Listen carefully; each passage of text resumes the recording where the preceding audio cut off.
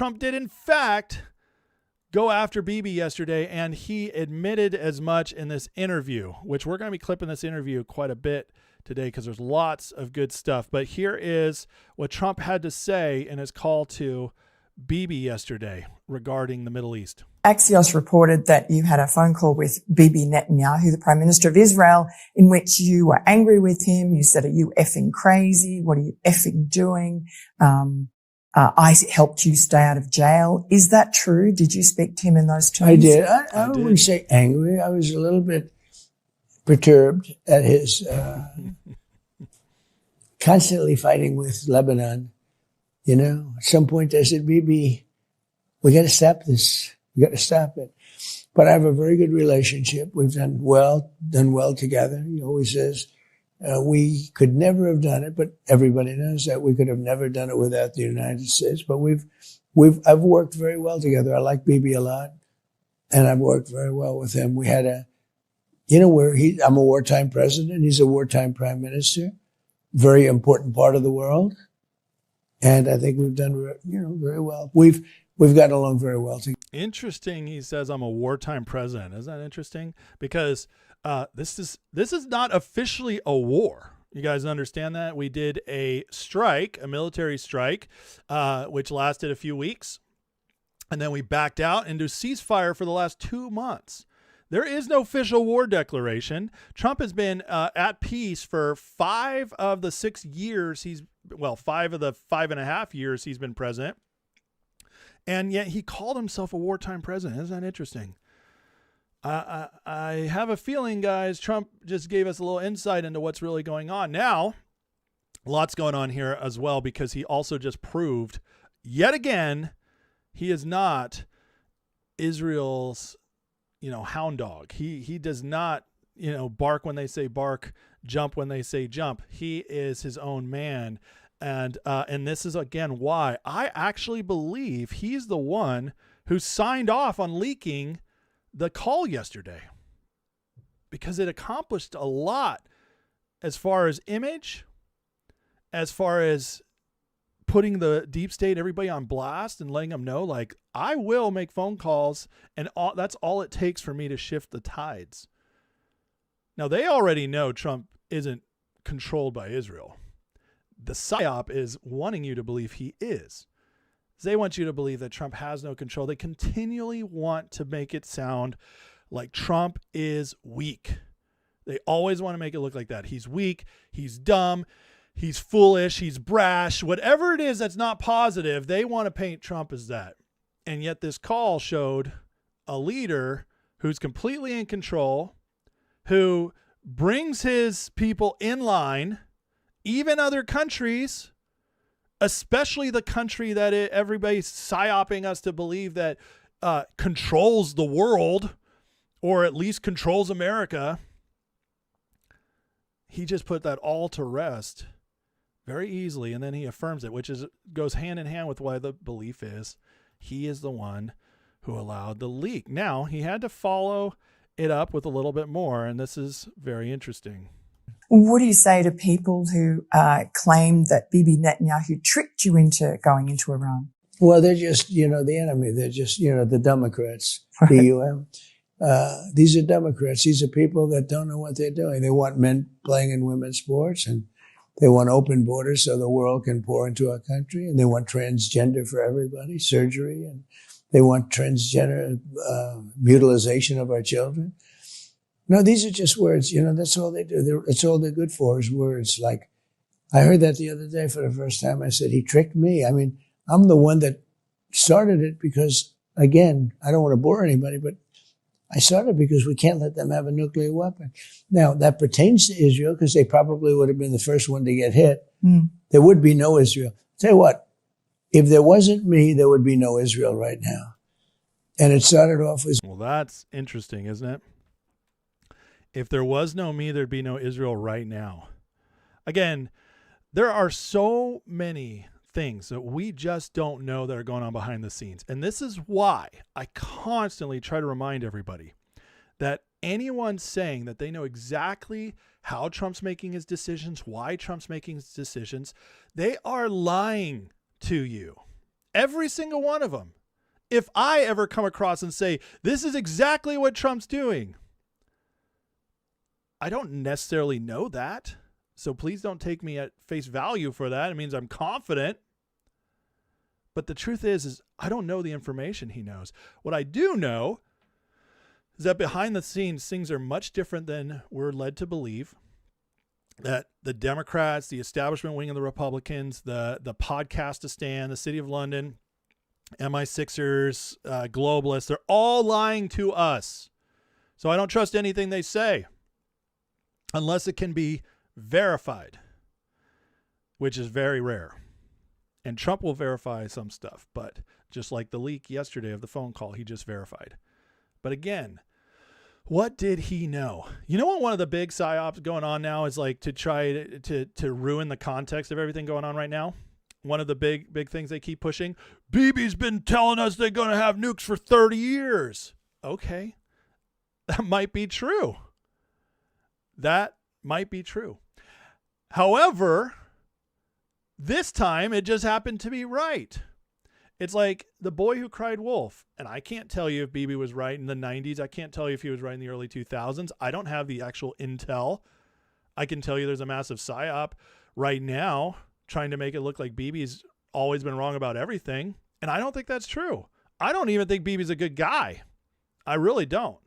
But I do think he's a patriot for Israel, not for us. And we have our issues with him, and that's why Trump's got to rein him in sometimes. I don't think Bibi necessarily cares as much what happens here, as long as, unless Israel's fine first. And that's his prerogative. That's his country. That's fine. It's like Putin. Putin's not a good guy, but Putin's worried about Russia first. That's fine. Let's let him worry about Russia. We're going to worry about us. See, get out of this whole globalist mindset where we all need to do what's good for each other. That's just not, we all need to do what's best for our country and try to work together in that. And then eventually everybody will kind of work it out. That's how you get to actual peace. This whole globalist system created by City of London, this time, it's been attempted before, as I taught yesterday, but it was trying to get, it's us versus them always together instead of this versus thing, instead of just like, you guys take care of you take care of you, we'll work out how the details of what we might need from you.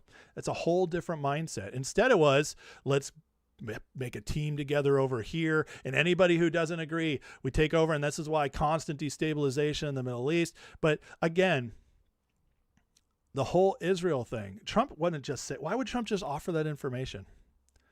Why, he literally just said, I did that call, which makes him look like he's not controlled by Israel, right? Makes us very strong, very, very individual, very sovereign for America as a leader. And then he says, if we hadn't done this, Israel might not be here now. He didn't have to do that, because that makes it look like, maybe he's shilling for Israel again, or unless he's telling the truth. And see, everything Trump says here actually makes sense if he's telling the truth. Otherwise, it doesn't make sense because we're getting mixed signals. You guys think Trump's that stupid? The guy who has become a multi-billionaire through real estate ventures and construction, who has become a TV star, had the #1 show on TV for money of 13 years, who became president twice against all odds, spending way less than the other side, media mastermind. Anybody who thinks this guy's stupid or doesn't know what he's doing, you're crazy. And this again goes back to, if you understand Trump, everything else starts to make sense. Trump, he doesn't send mixed signals unless he's telling the truth, and that's where it can make sense. He can be like, we're doing what's best for America. I'm also helping Israel stay alive because Iran was on the end. Now, if you go back to the Obama-Clinton stuff, the globalist push, when we were controlled by the deep state, you know what they wanted? They would have loved to get us into World War III, because World War III is a chance to reset the system, to get all the money going again, to get us out of this debt issue, to kill off a bunch of people, to lock us all down, to possibly destroy our Constitution. World War III is exactly what they wanted. And what a better way to get into World War III than Iran having a nuke and setting it off? This is something to think about. Why has this been one of Trump's main red lines, even going back to the first term? Interesting. Is when I terminated the horrible Barack Hussein Obama, the Iran nuclear deal that he penned. And that would have given Iran a nuke. That was a road to a nuclear weapon, and I terminated it, which was lucky I did. And then I stopped it a second time with the B-2 bombers flying in and bombing the hell out of them. They would have had a nuclear weapon if I didn't do that attack, which, very few people would have done it. If I didn't do that attack, Iran would have had a nuclear weapon, and they would have used it almost immediately. That's interesting as well. Trump basically says, I've stopped their nuclear program 3 times. In the first administration, I stopped it by ending the Obama deal. That set them back. In my second administration, I bombed them, setting them back again. And yet, they didn't get the memos twice. Now, why would Iran? There's no logic here. Iran's clearly being set back by Trump again and again. Why would they keep pushing it? Well, there's only two things that make sense. Number one, they're controlled by the globalists. They're a proxy state of City of London, and they want to initiate World War III, and this is all part of their plan. That makes sense. Or number two, they're complete suicidal psychopaths, and they just want to get into war and bring about, their destroy Israel, destroy America, and, just be all suicidal. That's possible. Although we've yet to see a Muslim nation do that on that scale. So, I'm a little less, but that makes a good story, doesn't it? Because if that is the true story, then they don't have any connections to anybody else. So they can all hide in the background. I don't know. I lean towards one. But again, it's insane to think, oh, we got this funding pulled from the JCPOA in term 1. That set us back. We go through the full 4 Biden years when that would have been the best time to pull this off, to get it going, because the Biden administration would have jumped in, gotten us into World War III in a heartbeat, but they couldn't. They were set back far enough. They started rebuilding, and then Trump sent them a message last year. They wouldn't listen. So now the real message is there, and the whole world's freaking out, especially the EU, City of London types. First war NATO in Europe hasn't joined us in 100 years. Once you see it, you can't unsee it. Why hold out on this one if they are truly a threat? Now, I feel like Glenn Beck was listening to my show yesterday, because Glenn shared this clip of his read on Trump's phone call with Bibi. And I thought I'd share it because there's some good insight here. And again, he agrees very much with my take on it. Yesterday, a story came out that Benjamin Netanyahu got on the phone with Donald Trump, and there was a screaming match. And he just, using all kinds of foul language and saying, Benjamin Netanyahu, you're a madman, crazy man, you're going to stop it right now, blah, blah, blah. And so I'm shocked by the reaction. I'm confused, I should say, by the reaction. Some people are saying this was horrible, this was national security, and that should never come out. And we need to find the leaker. I'll get to that in a second. And the other side is like, finally Donald Trump is standing up to Israel. Well, Donald Trump has always stood up to Israel, for the love of Pete. Fact Do check, you not true. know who he is now by now? So let me show you how knowing principles solve problems. What are Donald Trump's principles? And some people say he doesn't have any principles. He does. He has a few principles. He loves the American people. He loves America. Okay, we know that. And his principle is America first. You may not always agree with the way he gets there, but he is one of the first presidents that I've ever seen that I don't believe he's making bad deals to enrich him and his family or his party or whatever. He's making the deal that he believes is right for the American people. Notice what Glenn's saying here. Not only did he say pretty much exactly what I said about the BB call yesterday, but he also just told you want to understand what's going on, you got to understand Trump. Where else have you heard that? Isn't that interesting? But let's hear a little bit more. That's one of his principles. The second principle that he has is negotiation. He is a negotiator, and you can find all of his strategies and his principles in the book, The Art of the Deal. So let me talk to you, bring those two things back to Benjamin Netanyahu. Benjamin Netanyahu gets on the phone. He's doing something President Trump doesn't like. He's in charge of the relationship, okay? And he takes Benjamin Netanyahu on.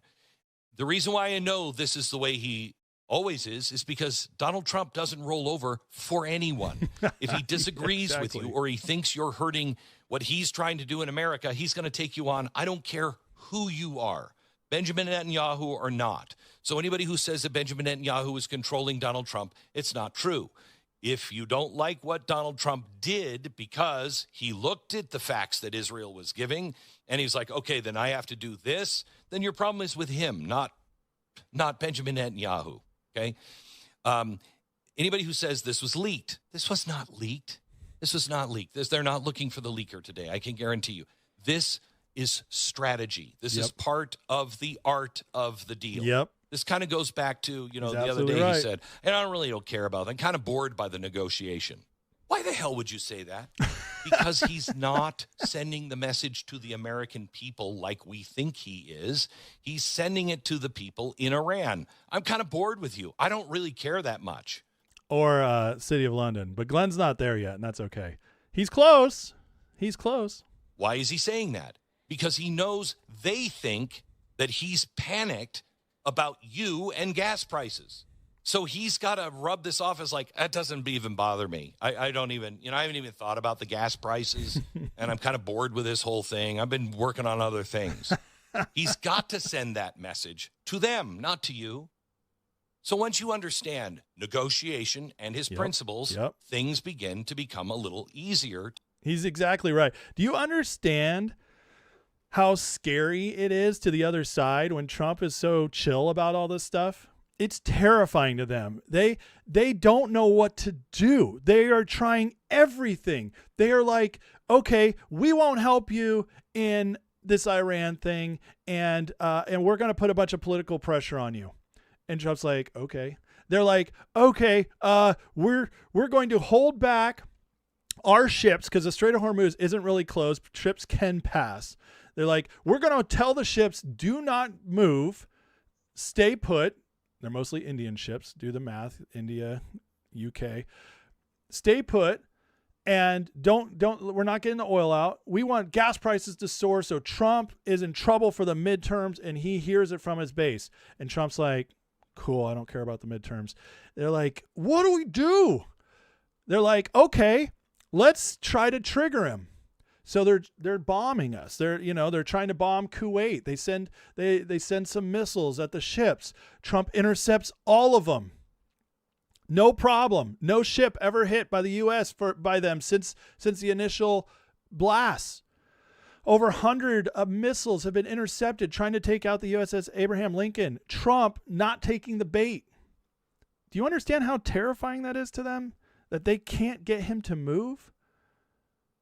No blackmail, no control, no panicking, no indecisive, no biting on bad deals to get out. Unbelievable. Glenn's absolutely right. Iran, whoever's in charge of Iran, all that, they don't know what to do with this guy. They've never seen it happen before. Who is this politician that doesn't care about elections? How can we not control him? How can we not make him make a mistake? Yeah, it's driving them crazy. And so what have they done? They've unleashed every asset. Okay, we're going to get the people we can control in his sphere that are talking on the mics. Tucker Carlson, Megyn Kelly. Yeah, that sounds good. Let's grab Candace Owens and Alex Jones. We have them all on retainer. We pay them a lot of money. Let's tell them to all go in at once. That'll surely break him in his movement. You picked off a few dummies. We're glad to see him go. That 2%, we could have lost them anyways. They make us look stupid. They're, the Jews people. They all went bye-bye. We don't need them. We're good with David Duke not being in MAGA. We don't miss them. They're like, what do we do? This is exactly what's happening. And Glenn, I am so impressed by Glenn Beck. by nailing it like this. I'm telling you, I think Glenn watches my show. I don't think he'd admit it, but I think he is. Now, we are not being weak. We are pushing back a little bit. We keep sending them little messages, and yet Trump is like, the ceasefire's still going. Everything's fine. We're working out a deal.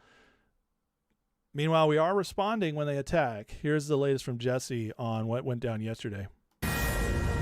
Fox News alert, there's fresh action in the Middle East. Iran's currently shelling military bases in Kuwait and Bahrain with ballistic missiles and drones. So far, all of them have been intercepted by U.S. forces. And now U.S. Central Command's responding with self-defense strikes on... By the way, all of them intercepted. Every missile, every drone. You understand, again, how terrifying that is to them? They thought they had something. We had Scott Ritter and all these morons, Douglas MacArthur going out there, or McGregor, Colonel McGregor, General McGregor out there. Oh, if you go into Iran, it's going to be terrible. They got the super duper hypersonic missiles that we cannot stop, and they will be bombing us, and it is a quagmire like you'll never experience again. China will join in. It'll be World War III. Meanwhile, wrong about everything. And their missiles suck. Stop buying missiles on Temu. Don't do it. Don't do it, Iran. But they did it.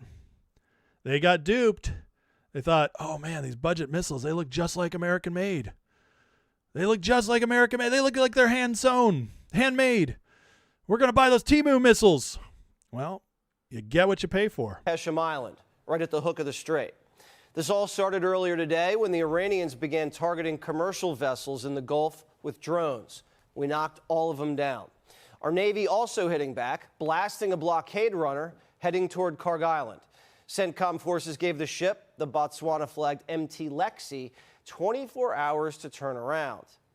She didn't. So our Hellfire missiles pierced straight through her engine room. That's now the 6th ship disabled so far. The message is clear. Do you understand how nice we are that we gave 24 hours? That's amazing. We are way too nice, but it's a good thing. It's a good thing. If you want to test the blockade, you're going to pay.